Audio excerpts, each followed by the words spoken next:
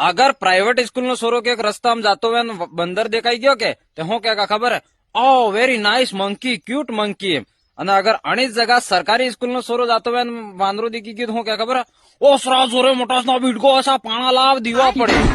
તો આટલો ફરક કે થઈ કેમ કેવો મારા સરકારી સ્કૂલમાં જે માણસ આવી કે આને એક વાત કેવી પાછું મરસો નહીં લાગી જાય પાછું આજકાલ હું હાસે વાત કહેવા મરસો લાગી જાય મારે એમ કેવું કે પ્રાઇવેટ સ્કૂલમાં જે છોરો ભણાવે અનંત ભટકી નાખે નોકરી નહીં મળી યા પ્રાઇવેટ સ્કૂલમાં માસ્તર બનીને બેઠા તો આનંદ છોરો તમારા સરકારી સ્કૂલ થી બી હોશિયાર ને તમે તો સરકારમાં પાસ થઈને તમે સરકારી નોકરી લઈને બેઠા તો તમારે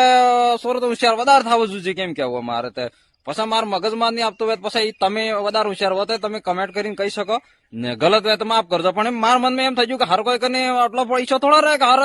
સોરો પ્રાઇવેટ માં જ મેળ દે સરકારી માં જ મેલી શકે કેમ તો તમે એવું કરો કે એવો સોરો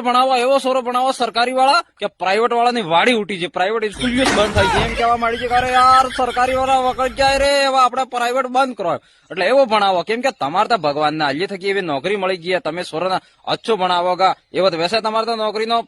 આવણ લેવન દેવણ ચાલુ થઈ ગયા તો ભણાવો વ્યવસ્થિત સોરો ને એમ મસ્ત એમ એવું કરો કે આપણી સ્કૂલનો ડંકો વાજી જવો જોઈએ એમ વૈસે ભગવાનને દયાથી કે તમારે નોકરી મળી ગયા એવું અચ્છું ભણાવો ઘણા ગરીબ નું સોરો વગર ભણી ગણી મરી જાય તો તમને દુઆ હાલે કા માર સાહેબ એટલે વાત સાંભળજો ને મારી માતા દયા કરજો